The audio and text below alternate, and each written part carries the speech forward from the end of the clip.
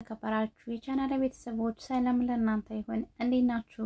ለዚህ ቻናል አዲስ ከሆናችሁ ላይክ እና ሼር ሰብስክራይብ በማድረግ ቤተሰብ ሁኑ።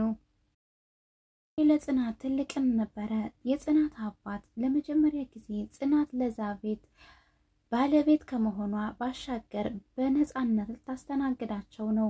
የጽናት አባት በፊት በመጡበት ጊዜ ተመነጫጭቀው ማለቴ ከኪራ ቤት ባሉ ሴቶች ተመነጫጭቀው እየሄዱ ነበረ። አሁን ግን የኪራም ቤት የጽናትም የራሷ ቤት ስለሆነ በነፃነት አባቴን አስተናግዳለሁ እያለች ነው። ስለዚህ አባቷ በመምጣቱ ወይም ደግሞ ሊመጣ ሲደውልላት በጣም ደስተኛ ነበረች። ለኪራም ስትነግረው ከዚህ በኋላማ አማቼንም እንደፈለኩ አድርጌ እንከባከባቸዋለሁ ያለ ነው። ይሁን እንጂ ባለፋት ግዛቶች ራሱ በመጡ ጊዜ አባትየው በደንብ ነበር የተንከባከባቸው ኪራ።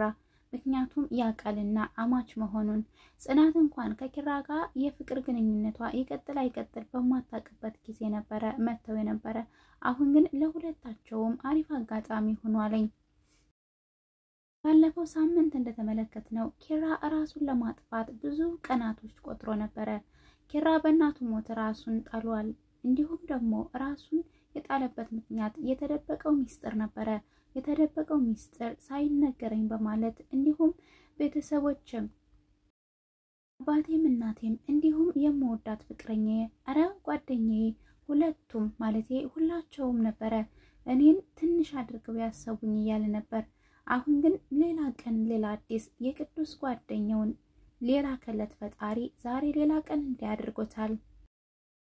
ቶሚና ኪራ እንደ ድሮው እየቦረቁ ነው። እንደ ድሮዎቻው እየተደሰቱ ቀልድንም እየጨማመሩ ነው።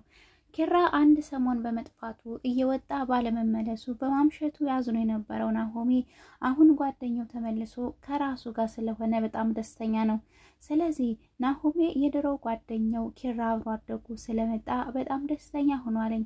ምክንያቱም እሱን ትቶ ቅዱሴ በማለቱ ትንሽ የቅናት ቢጤ ጣል እያደረገበት ነበረ ናሆሚ። አሁን ግን ናሆሚና ኪራ የጋሼ መምጣት ማለቴ የጽናትን አባት በመምጣት ለመቀበል ሽርጉድ እያሉ ነው። ሴቶቹ ሽርጉዳቸውን ቀጥለዋል። ጽናት ደውላ ሁላቸውንም ጠርታለች። አባቴ ሊመጣ ነው ስራ አግዙኝ በማለት ሰኒና ምሩ ወደ ቤቷ ተመልሰው መተዋለኝ ስራ ለማገዝ ማለት ነው። እንዲሁም ሰኒ እንደምታውቋት እብደቷ እንደቀጠለ ነው። ጦና አለቃ ቦርጮ ብለዋለች። አለቃ ቦርጮ ስላለችው እየዞረች አለቃዬን እኮ አለቃ ቦርጮ ብዬ ጠራሁት እያለች ለሁሉም ትናገራለች። በዚህ ንግግሯና በዚህ እብደቷ ግን ሁላቸውንም ነበር ፈገግ የምታሰኛቸው። ሰኒ የምትናገረው ነገር አንዳንዴ ቁም ነገረኛ ስለሆነች አንዳንዴ ደግሞ እብድ ማለቴ የእብዶች አለቃ ትላታለች። ጽናት ያወጣችላት ብቸኛዋ ስም የእብዶች አለቃ ነው። በእንቅልፍ ልቧ ነበረ አለቃዋን አለቃ ቦርጮ ያለችው። ነገር ግን ይሁን እንጂ በራስ መተማመን ስላላት ከስራ እንደማያስወጣትና እኔ እንደማንም ብር ቢከፍለኝ የሚፈልገውን ስራ ስለምሰራለት ከስራ ያስወጣኝም እያለች በልብ ሙሉነት ትናገራለች። ይሁን እንጂ የሰው ሁኔታው አይታወቅም ታይ ብላታለች ምሩ። ሰሩ የመጡት እነዚህ ሁለት ጥንዶች እንኳን ስራ ሊሰሩ በወሬ ቢዚ ሆነዋል። ሶስታቸው ከተገናኙ በጣም በጨዋታ ራሳቸውን ይረሱታል ማለት ነው። ቶሚና ኪራ እየተወያዩ ባለበት ሰዓት ማለቴ ቀልድ እየተጫወቱ ነበረ። ቅዱስ የጋሼን ዕቃ ማለቴ የጽናትን አባታቸው ያመጣውን ጤፍና ልብሳቸውን ይዞ ተሰውሯልኝ። ምክንያቱም ቡና ልጠጣ ነው በሚል ሰበብ የጠፋው ቅዱስ እቃውን ሳያመጣ ጋሼ እንኳን ስም ልቀይር እያሉ እንኳን ቢጮሁ ልብሱ ስላይገኝ ስለቀረ ጽናት ለማምጣት ነበር ሄደችው። ክላስ ውስጥ ግን ኩርምት ብሎ የተቀመጠው ኪራ በቅዱስ የስራ ተናዷል። እንዴት እቃውን ይዞ ቡና ሊጠጣ ሄደ ብሎ እየተናደደ ነበረ። ይሁን እንጂ ብዙም ሳይቆይ እንዲሁም ደግሞ ጽናት የጋሼ ልብስ የታለ የአባዬን ልብስ ለመቀየር ፈልጎ ነው ከመንገድ የመጣበትን እያለች ስትል ማን ነው ይቀይሯ ባይቀይሩስ ምናምን ብቻ እየዘላበደ ነበረ። ምክንያቱም ደንግጧል። እንዴት የጋሼ ልብስና ጤፉን ይዞብኝ ይጠፋል ብሎ በቅዱስ እየተናደደበት ነበር።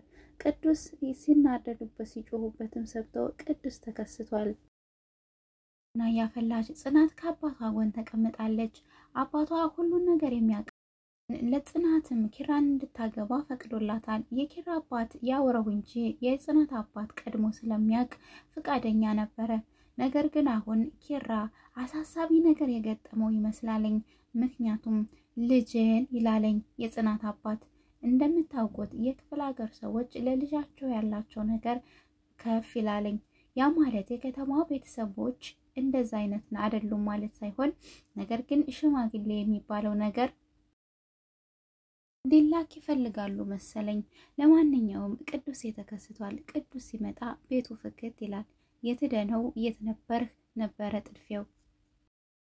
የትም አልነበርኩም እዚሁ ባጥር ዘልዬ መጣሁ ይላል።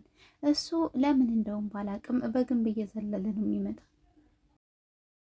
የመጨረሻ ቡና ላይ ነበር የደረሰው። ነገር ግን መጨረሻ ቡና ከደረስኩ በቃ ነጋዴ ነኝ እኔማ ነጋዴነቴን አምኜ ከተቀበልኩ ቆየው እያለ እየተረባቸው ነበረ።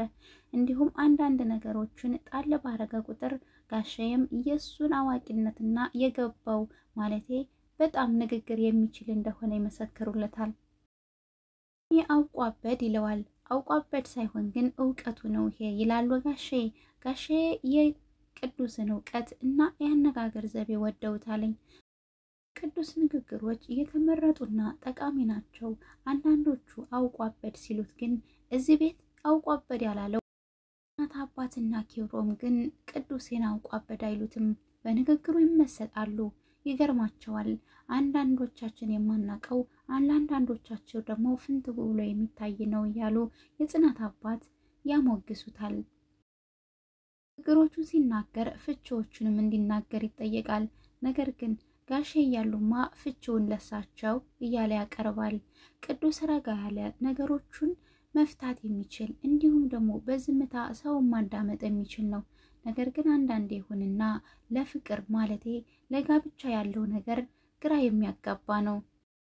ቅዱስ ዓለም በቃኝ ያለ ሰው ነው ማግባት ያለበት ይላል። ትዳር መያዝ ያለበት ዓለም በቃኝ ማለቴ በቃ መኖር አልፈልግም ያለ ነው። አንዴ ጨጓራህ አንዴ ጸጉርህ ብቻ ሁሉ ነገርህን ትዳር ይመልጠዋል ይላል። ቅዱስ በትዳር ምን ገጥሞት እንደሆነ ባናቅም ስለ ትዳር ያለው አቋም ግን ከጓደኞቹ ጋር ሲነጋገር ለየት ያለ ነው።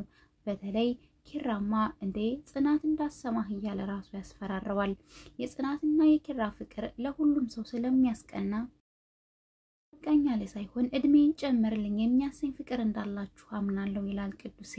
ስለዚህ ቅዱስ በትዳር የገጠመው አንድ ነገር ቢኖር ነው እንደዚህ ትዳርን አጥብቆ የፈራና እንዲሁም በጭራሽ ዓለም በቀኝ ካላለ ሰው ማግባት የለበትም ብሎ ያመነው። ኮሰረቴና ኮሰረቴ ተገናኝተዋል። የኮሰረቴ ፍቅር መቼ ጀምሮ መቼ እንደሚያበቃ ባናቅም እነዚህ ሁለት ጥንዶች እንደሚፋቀሩ 100% እርግጠኛ ነን።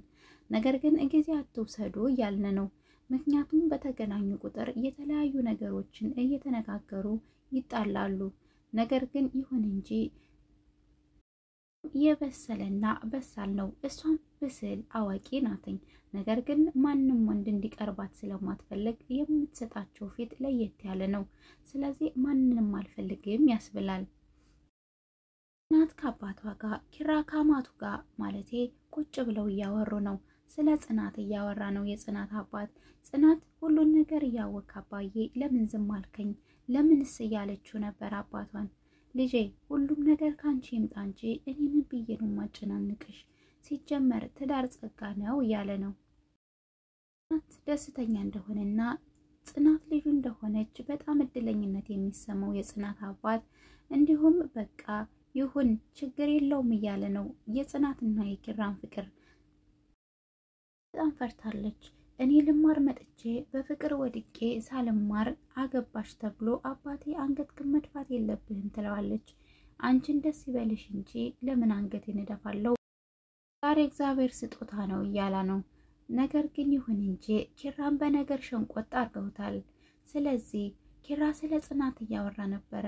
ይሁን እንጂ እዚህ ሰራተኛ ሆነሽ ብትቀጠሪም እቅደውን አግኝተሻል ተደሰት እንጂ ሰው ምን ይለኛል ብዬ ስለ ሰው አልጨነቅም፣ አንቺም ስለ ሰው እንዳትጨነቂ ይላታለኝ።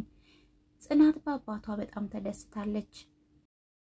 የጽናት አባት ኪራ ሽማግሌ እንዲልክና ከበሯ ስለመጣች ብቻ ከበሩ እንዲወስዳት አልፈልግም ብሏለኝ።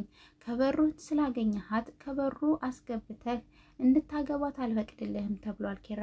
ስለዚህ ከጋብቻቸው በፊት ወደ ሀገር ቤት ሽማግሌ መላክ እንዳለበትና እንዲሁም አባትየውን በጨዋ መልክ መጠየቅ እንዳለበት ነግሮታል። የሚገባውን ሁሉ እንደሚያረግና ለጽናት እየፈለገችውን ማረግ እንደሚችል እንዲሁም ከዛ በላይም ማረግ እንደሚፈልግና እንደሚችል ይነግረዋል። ጽናት በጣም ተደስታለች። በህይወቷ አባቷ ፈቅዶላት ከራጋ ሊጋቡ ስለሆነ በጣም ደስ ብሏታል። አንዳንድ የጎደለ ነገር ቢኖርም ድና የተከበራችሁ የቻናሌ ቤተሰቦች ለዛሬ ይዤላችሁ የመጣሁት ቪዲዮ በዚህ ያበቃል። በሌላ ቪዲዮ እስከምንገናኝ ድረስ መልካሙን ለእናንተ ተመኘሁላችሁ። አዲስ ከሆናችሁ ግን ላይክ እና ሰብስክራይብ በማድረግ እንዲሁም የደውል ምልክቷን በመጫን ቤተሰብ ሁኑ እላለሁኝ። መልካም ጊዜ ለእናንተ።